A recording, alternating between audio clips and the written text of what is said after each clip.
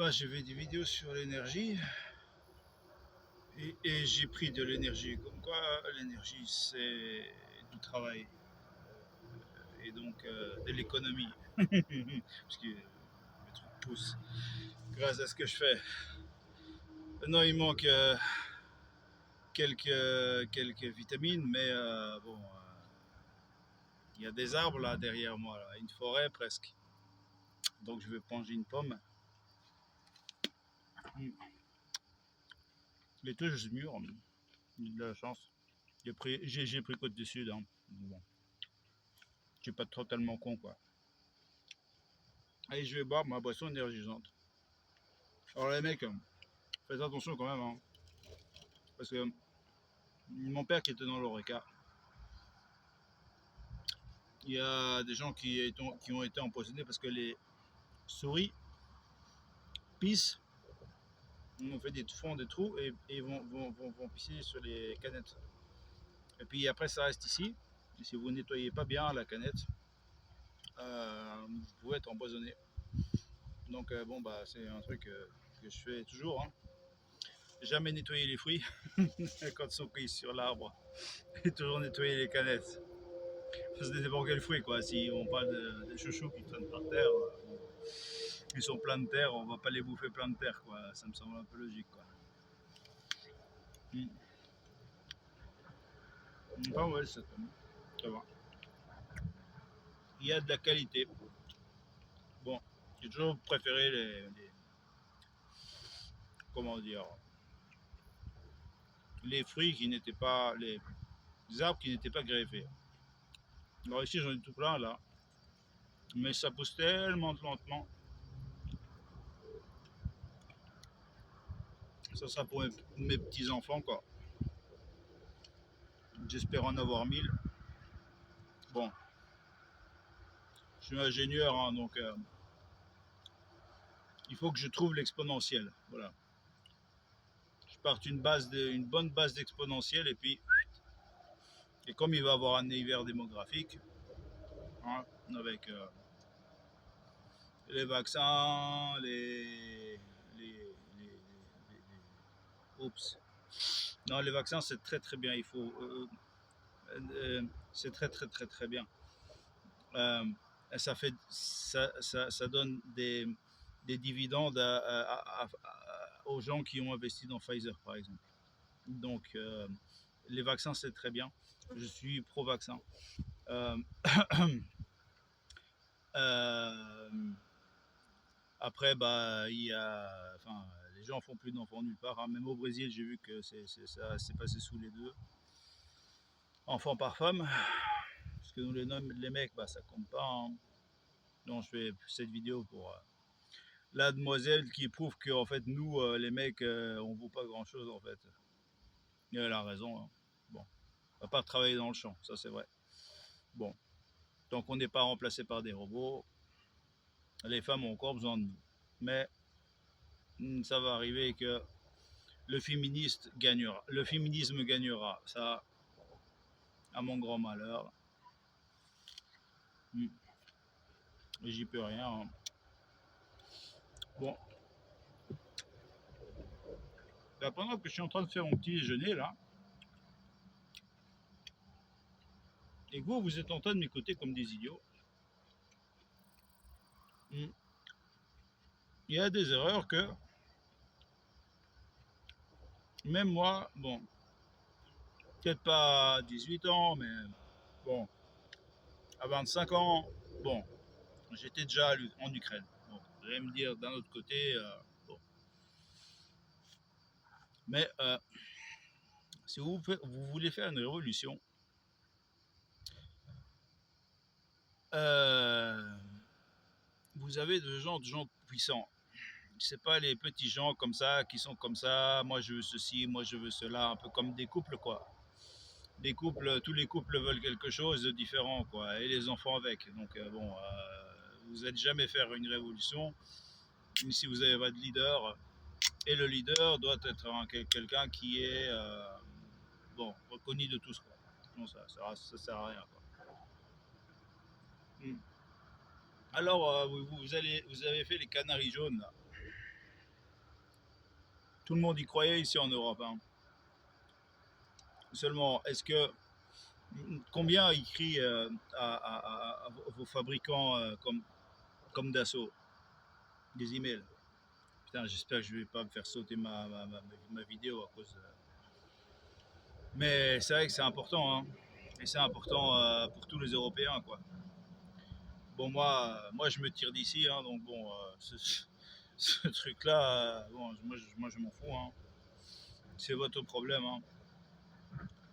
Et le problème de mon père, mais mon père, il est vieux, hein, donc il n'en a pas pour très longtemps, hein. Ouais, pour ma fille, ok, d'accord. Mais à part ça, bon. Qui a écrit à Dassault? Première chose.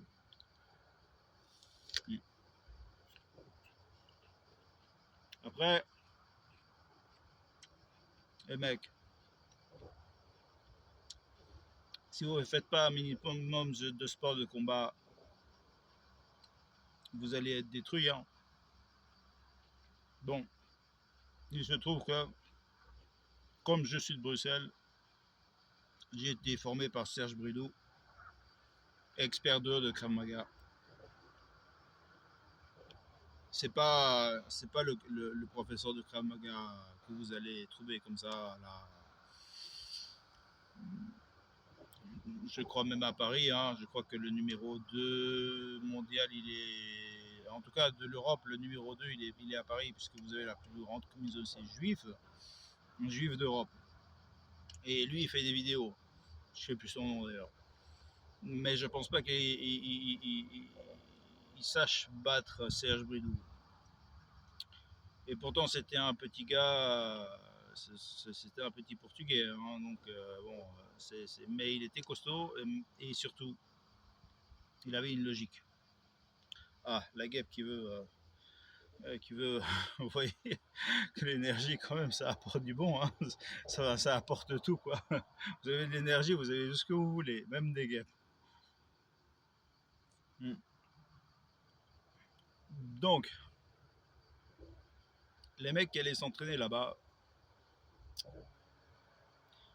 déjà ce mec-là, il était réaliste. Il disait, il faut un complément à mon Krav Maga. Il faisait 5 séances de Krav Maga par semaine. Donc ça lui prenait du temps, hein. Et je payais, je douillais, hein, pour ça, hein. Je faisais pas des trucs, bon, je vais pas dire ce que je faisais pour le payer, mais bon, on va dire que je douillais pour être inscrit à son club, hein. Et qui je voyais là-bas? Les forces spéciales belges. Ça veut dire que vous avez le GIGN en France, mais nous en Belgique, on a ce qu'on appelle les mercenaires noirs, qui traînent dans les quartiers près de la Commission européenne. Voilà, les quartiers où il faut être protégé. Le reste, c'est de la plèbe, on s'en fout, hein.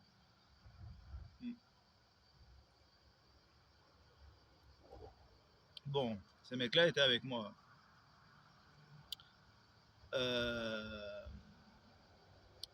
Ces mecs-là sont non seulement bien formés par Serge Bridoux, mais ils sont surtout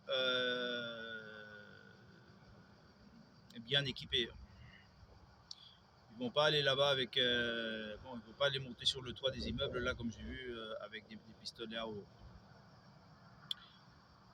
Donc si vous voulez avoir une chance de changer les choses en Europe, les mecs, de un, il va falloir trouver des mecs comme Serge Bridoux. Et là, je sais pas comment vous aider, hein. Moi je suis tombé là, je suis tombé dans la soupe par hasard, hein, qui me semble. J'étais dans un club de karaté et moi je disais bon bah moi je veux apprendre à me battre, hein, plus que apprendre à faire des petits quoi là comme ça comme de la danse classique. Je vais apprendre à me battre. Alors il me semble que c'était ce mec-là qui m'avait recommandé va là-bas.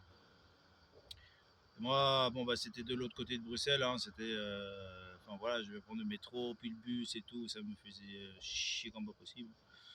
Mais voilà, j'y suis allé et puis je suis revenu et puis ce mec-là, c'était un très bon professeur qui avait de l'intérêt et les gens qui étaient autour de moi, qui étaient tous des flics, hein, qui étaient tous des flics, étaient super sympas. Il y avait une excellente ambiance au sein de ce groupe. Dès qu'il y avait un petit nouveau qui arrivait, bon, euh, soit il était très motivé comme moi, soit on le mettait de côté avec d'autres petits nouveaux, avec un autre petit nouveau qui venait d'arriver, soit on le faisait tourner. Bon, voilà un petit peu comment ça se passe. Bon, il faut trouver ce genre de mec-là. Alors la boxe c'est très bien, mais quand vous ramassez des coups à la tête, je ne sais pas si c'est très très bien. Mais la boxe, ça fait son chemin. Peut-être la boxe française, c'est peut-être une idée. Maintenant, j'avais un prof de boxe française dans mon université. Bon, bah, je l'éclatais, quoi. C'était pas compliqué, quoi. Bon, en Ukraine, il fallait même pas aller me chercher. Bon, on, on vendait des couteaux partout. Bon, le mec, il perdait son deuil hein, en moins de deux. Donc, bon, voilà, quoi. Déjà, on voyait à mes yeux qu'il fallait pas me chercher, mais en plus de ça, je parlais le russe. Donc forcément, en Ukraine, il m'est jamais arrivé aucun problème. Ouais, un jour, on m'a volé 40 $ parce que j'avais mis. J'étais arrivé un peu trop tard de mes journées pick-up et j'avais acheté mon jeans sous le matelas comme un gros couillon. Et puis c'était un nouveau hostel où il y avait personne connaissait personne. Ne me connaissait pas moi et donc du coup bah après bah, j'ai vu mon jean qui avait bougé et mes 40 $ qui étaient partis. Mais à part ça, j'ai fait les pires endroits de l'Ukraine, Lugansk, Kramatorsk. J'ai même été là quand ils ont commencé la révolution à Lugansk. Ah bah voilà, une expérience. Bon, Lugansk, ça s'est pas fait comme ça les mecs. Hein. Ce sont des soldats, j'ai envie de dire des mercenaires, mais ils parlaient le russe, donc je peux pas dire que ce sont des mercenaires, peut-être de Wagner, je sais pas. Bon, ils ont pris l'hôtel de ville, la mairie de ville. Non, la mairie de ville. La mairie, le belge qui parle quoi. Bon, ils avaient pris la mairie.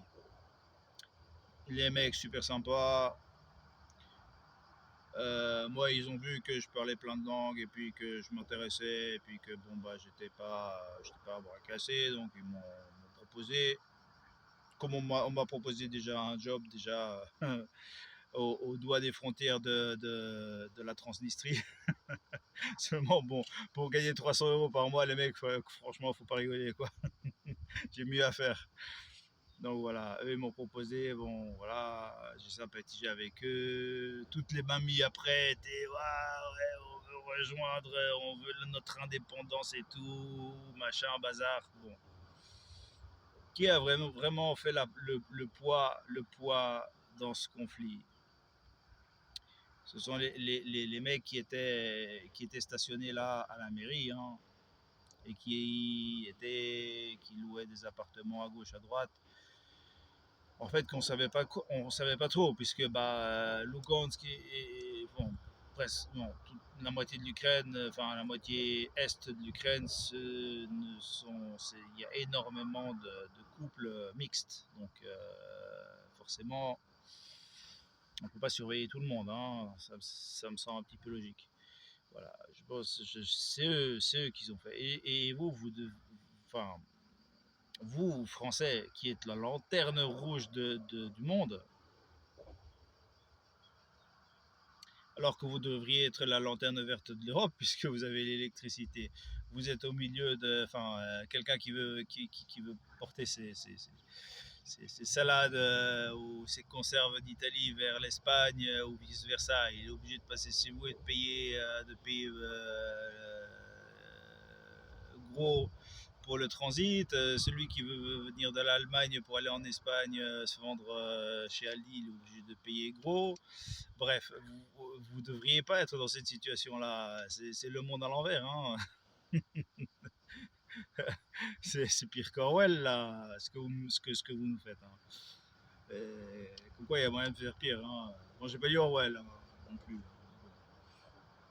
Mais je pense que vous devriez vous inspirer de ce qu'a fait l'Ukraine, c'est-à-dire, première chose, bon, il y avait les ricains qui étaient derrière, eux, ils ont,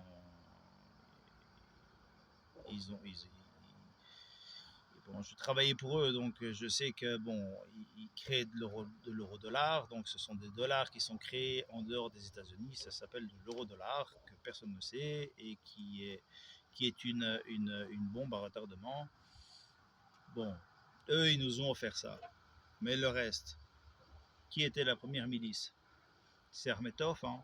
Hermetov, c'est le plus gros oligarque d'Ukraine qui avait ses usines dans le Donbass. Et c'est lui qui a créé, je pense, de mémoire, le mouvement Azov. Vous, si vous voulez faire pareil, et bon, il faut mettre vos territoires d'outre-mer sur la table, il faut mettre que vous êtes au milieu du continent sur la table, il faut mettre beaucoup de choses sur la table, et surtout il faut mettre sur la table que vous êtes les plus gros impositeurs du monde. Et là, il ne faut pas aller chez le boulanger du coin, évidemment. Il faut écrire des mails massivement avec des IP, des IP pas du téléphone, des IP statiques de la maison. Donc il faut vraiment que des personnes, chacun pour soi, écrivent à des usines qui ciblent, que je ne veux pas dire le nom, pour pour dire que voilà, vous êtes prêts, vous êtes formés, au moins que vous commencez à vous former, mais que vous dites que vous êtes formés et que vous voulez que la situation du pays change. Sinon, ça ne sert à rien d'aller dans la rue, vous allez vous faire éborgner. En plus de ça, Manu, il a été acheté du tout nouveau matériel sophistiqué là. Il va vous défoncer comme jamais. On a défoncé à 100 balles réelles un peuple, quoi. Ça, c'est la réalité des choses. Donc, de grâce, plus de manifestations, sans stratégie, relayer cette idée. Cette vidéo, je ne veux pas que mon son soit supprimé, merci. Bon, vous avez compris l'idée. Faites-le vous-même, chacun pour soi. Que voilà, par exemple, que vos sociétés stratégiques soient au courant de tout ça. Et sache que le peuple soit derrière eux et pas Manu et sa clique qui font les marioles là. Je sais qu'à un moment donné, Manu, il a promis, je sais pas combien, 2000 rafales à l'Ukraine. Je croyais que ça s'appelait Dassault, ça. Bon. Je dis ce fabricant, mais vous en avez plein. Vous n'êtes pas un pays de bras cassés. Si la Belgique, comment